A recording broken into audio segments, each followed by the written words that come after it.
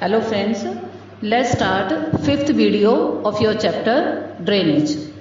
As I told you in my previous video that already we have discussed all about the Himalayan river, that is Indus, Ganga and Brahmaputra, and in this video we are going to read about the Peninsular River. Peninsular River के main features we have already discussed in my first video. तो वहाँ पर हमने question पढ़ा था differentiate between Himalayan river and peninsular river. तो यहाँ पर पेनिनसुलर रिवर का एक बार फिर से जो पैराग्राफ दिया हुआ है वो मैं आपके लिए थोड़ा सा रीड आउट कर रही हूँ. But already we people have discussed the main feature of the peninsular river.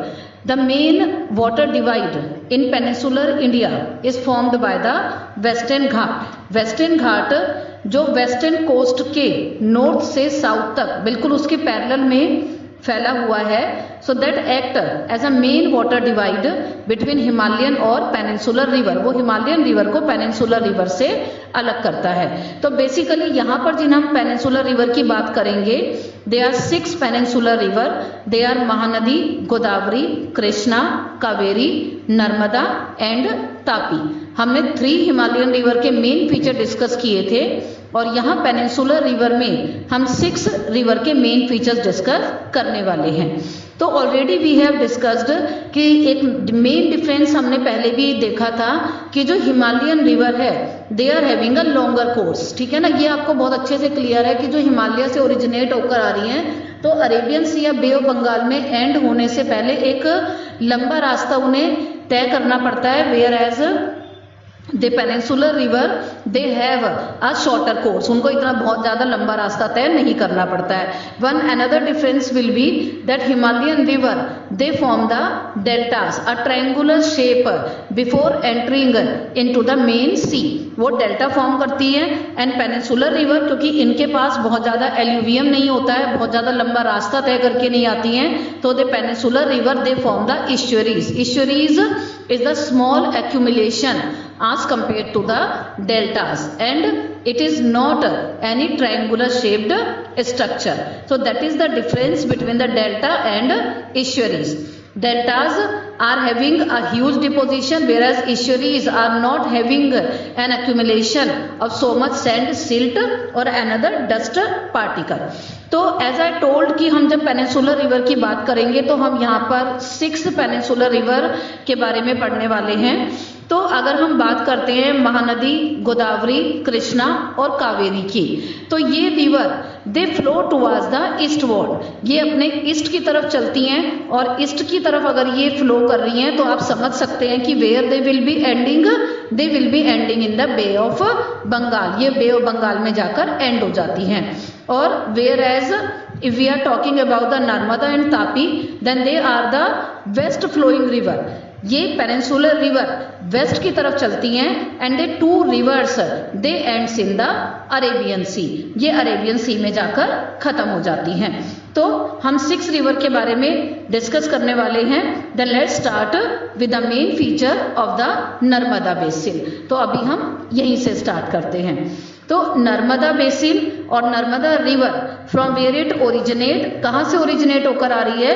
The first point you can mark Narmada river it rises from the MP. Madhya Pradesh की अमरकंटक हिल्स से नर्मदा रिवर ओरिजिनेट होती है. Second point is it flow towards the waste.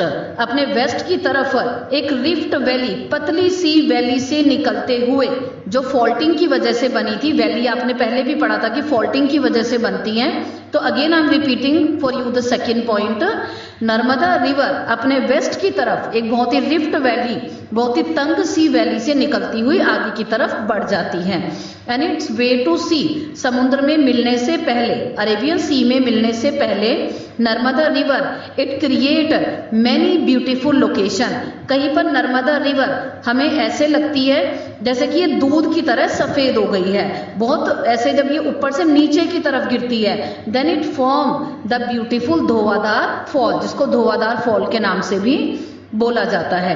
जब ये जबलपुर के पास से निकलती है then it is called as an marble rock, क्योंकि जिन चट्टानों के ऊपर गिरती है तो ऐसे लगता है जैसे वो चट्टान मार्बल की तरह सफ़ेद हो गई है. तो it can be your next point that Narmada river before ending to the Arabian Sea, it formed many picturesque or the beautiful location like Marble Rock near the Jabalpur and Dhuandhar fall, जहाँ से river plunge उछलती हुई rocks के ऊपर से उछलती हुई आगे बढ़ जाती है, तो they are the notable feature, वहाँ पर ये बहुत ही सुंदर दिखाई देती है।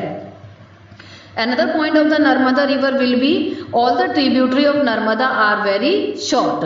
बहुत छोटी ट्रिब्यूटरी होती है उसकी, वो कंपैरिजन आप ऑलरेडी कर रहे हैं, ठीक है ना। When we are making a comparison between Himalayan and peninsular river, तो यू नो इट कि Narmada river, all the tributary of Narmada are short and the tributary of the Narmada river they join at the right angle. आपने कहीं starting में एक ट्रेलीज pattern पढ़ा था, तो इसकी ट्रिब्यूटरी जब इससे ज्वाइन करती हैं then they join at right angle और they form the trellis pattern. Narmada river it cover a major part of the Madhya Pradesh and Gujarat, तो यहीं पर आपका नर्मदा रिवर के मेन फीचर खत्म हो जाते हैं।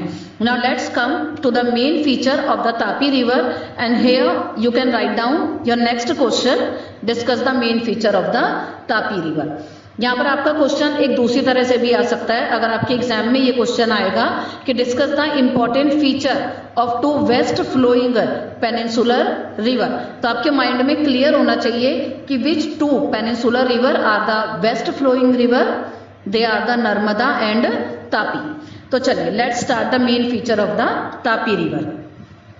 Tapi rises in the Satpura ranges, Satpura ranges से ओरिजिनेट होकर आ रही हैं and they are also originating from the Betul district of the Madhya Pradesh. जैसे कि आपने नर्मदा का पढ़ा था Amarkantak hills of the Madhya Pradesh, और जब हम बात कर रहे हैं तापी की then they are originating from the Betul district of the Madhya Pradesh.